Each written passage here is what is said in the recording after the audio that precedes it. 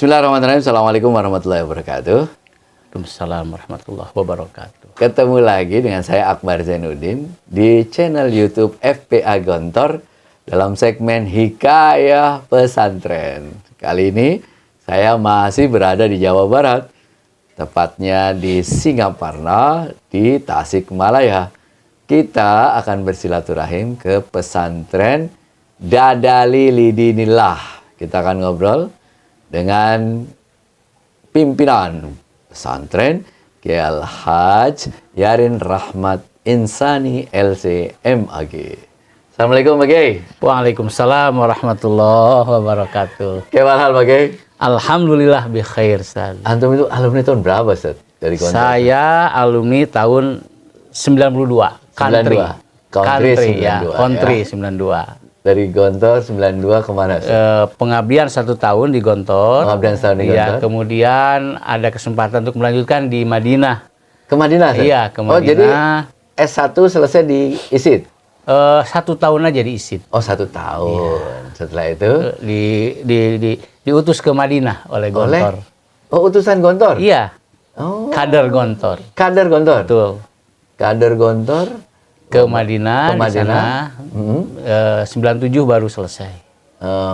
Fakultas apa Ustaz? Saya Fakultas Syariah. Syariah. Iya. S2 di mana setelah itu? S2 malah di UIN Sunan Kalijaga, Jogja. Yogyakarta. Pulang terus mendirikan pondok itu gimana ceritanya itu Ustaz? Iya. Jadi sebenarnya saya pulang dari Jogja sendiri pun itu tahun 2011. 2011 ya, pulang di Jogja, dari Jogja. lama, ya. Ya. Jadi kemudian ke sini, saat itu saya juga masih ada tugas, belum mukim di tempat ini. Namun kita tahun 2013 kita sepakat keluarga untuk mendirikan sebuah yayasan yang Yayasan Dadali, apa itu? Dadali Dinillah. Dadali Dinillah. Dinillah. Nggak pakai li? Enggak. Oh, salah ya. Dadali Dinillah. Ya. Masa makna Ustaz? Aduh, kalau ditanya makna ini banyak orang yang bertanya juga. Nah, iya. Jadi Dadali itu sebenarnya ada sebuah sejarahnya. Dulu almarhum ayah saya ya namanya Asep Marpu. Cuman beliau itu mubalig di kisaran Jawa Barat. Beliau suka bernyanyi apa lagunya, lagu Manuk Dadali. Manuk Dadali, nah manuk panggagahnya. Nah, itu saat itu lagi rame-ramenya di Jawa Barat. Beliau kalau berceramah ditambahin cuman syairnya dirubah. Mengandung arti-arti ya, kalau sekarang kan banyak syair-syair dan dirubah-rubah untuk tentang dakwah isinya, mengingatkan tentang tauhid dan lain sebagainya. Sehingga ada orang, wah kalau gitu mah dinamain aja Ajengan Dadali. Ajengan Dadali. Gitu. Karena suka nyanyi Manuk ketika Dadali. Berceramah, iya. Emang nama guru nggak? Iya. Dadali itu ya kayak kalau di ini namanya Garuda gitu kan. Garuda ya? Garuda kalau bahasa Indonesia. Dadali Dinillah. Betul. Nah kalau Dinillah itu kan agama Allah. Agama Allah. Tapi makna dari itu sebenarnya dari dal yang menunjukkan Dinillah kepada agama Allah. Yang menunjukkan kepada. Yang menuduhkan, mengarahkan kepada agama Allah itu. 2011 berarti antum selesai S2. Oh, enggak, 2004 saya udah selesai. 2004 selesai S2. Ya. Kemudian kan masih di Jogja sampai 2011. Baru pulang. Baru pulang 2011. 2013 mendirikan yayasan. 2013 yayasan berdiri. Ya, dan itu ada sih santri pertama 3 kali. 3 orang bukan 3 kali. Setelah yayasan 3 orang. Pesantren tuh. Iya, yang pertama yayasan itu hanya untuk legal formal. Dulu dari awal juga di sini sudah ada sejak 1960. Oh, 60 itu sudah ada pesantren. Almarhum ayah saya yang memang meninggal 2001. Beliau di sini pakem sebenarnya. Memang nggak meninggalkan bangunan hanya itu madrasah tadi dan ini masjid yang lama juga. Pada saat itu ada santri yang tinggal di sini tapi nggak banyak, paling 15, 20, sistemnya salafiyah. Dan mungkin karena kesibukan beliau ceramah ke sana kemari, akhirnya pesantren itu tidak banyak yang mukim di sini, hanya ada 10, 20, 15 anak. Nah, karena beliau sakit tahun 2000, saya juga ketika itu di Madinah, Kemudian saya masih di Jogja, beliau sakit dan wafat tahun 2001. Nah 2001 saya belum kembali ke sini karena lagi S2. Jadi pesantrennya ya vakum lah ya. Vakum. Antum pulang? Pulang, kita membenahi lagi. Kemudian ada peninggalan tanah yang ditinggalkan oleh almarhum. Kemudian udah dibagi-bagi, tetapi kita sebelum mendirikan pesantren, maksudnya melanjutkan ya untuk yang lebih pembaharuan lagi dalam segi mungkin manajemen dan sebagainya. Kita mau meminta kepada saudara-saudara, kita bertujuh saudara.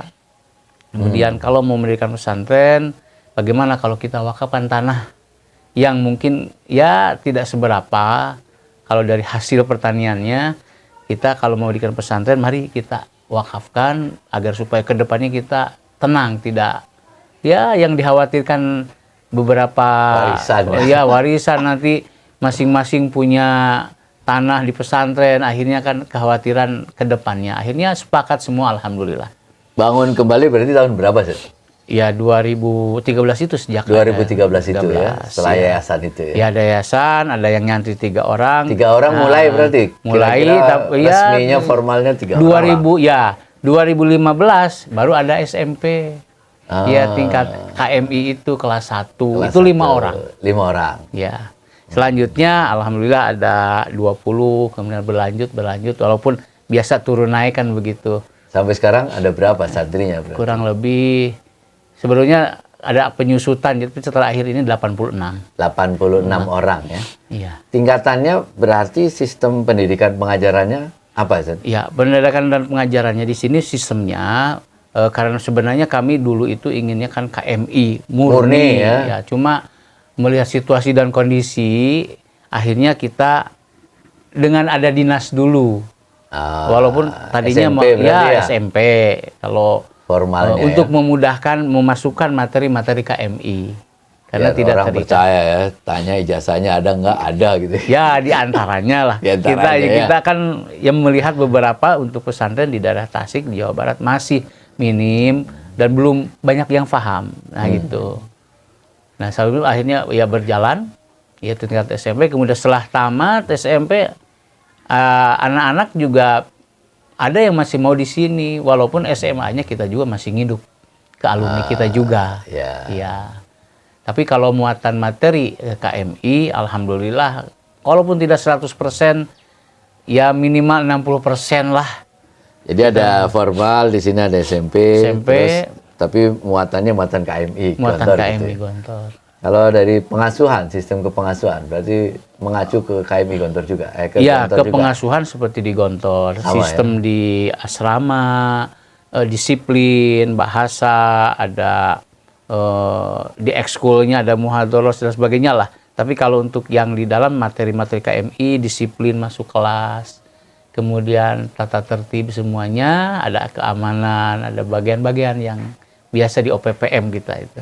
Biasanya kalau di Jawa Barat ada kombinasi tahfiz, kitab kuning. Kalau di sini gimana sih? Di sini juga memang masih membudayakan itu. Jadi kalau tahfidz karena memang kita bekali anak-anak hafalan Quran ya nggak banyak-banyak sebenarnya. Kalau anak-anak itu juz 30, kemudian kelas 2 29, kemudian ada yang juz 28, ada yang juz 1, 2 sampai 3 minimal 6 atau 7 juz ketika tamat selama 6 tahun di sini.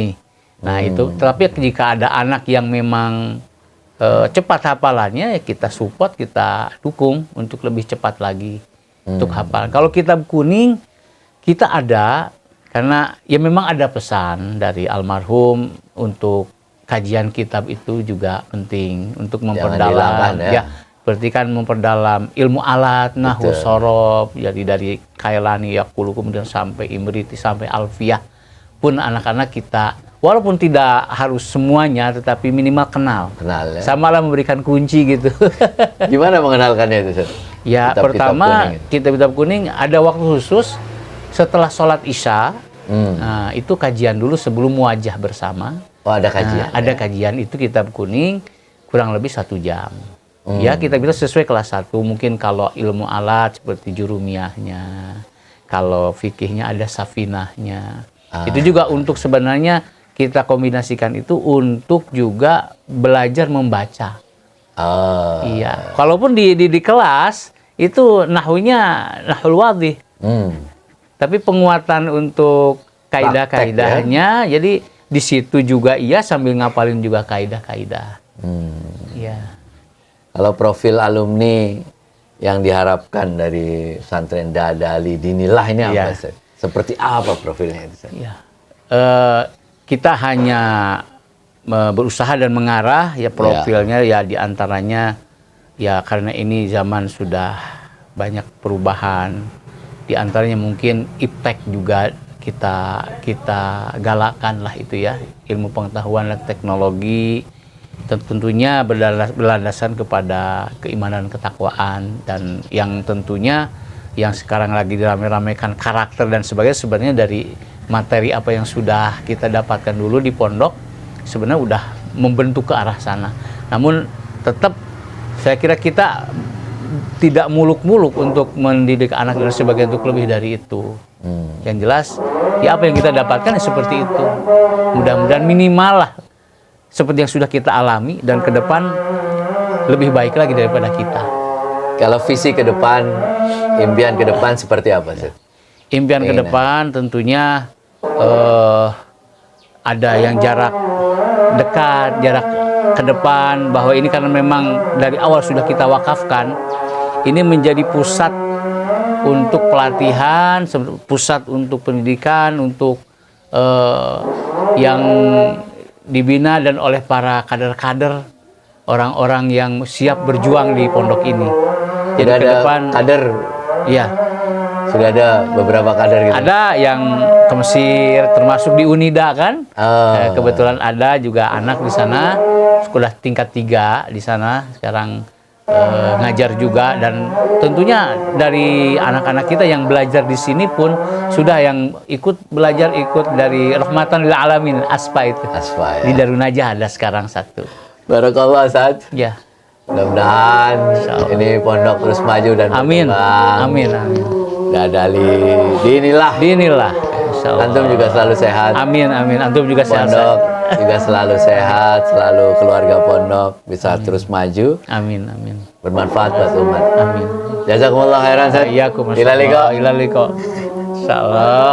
Demikian teman-teman sekalian, perbincangan kita dengan pimpinan pesantren Dadali Dinillah. Nah. Kiai Haji Arin Rahmat Insani, mudah-mudahan bermanfaat. Sampai ketemu di video-video selanjutnya. Assalamualaikum warahmatullahi wabarakatuh. Waalaikumsalam warahmatullahi wabarakatuh.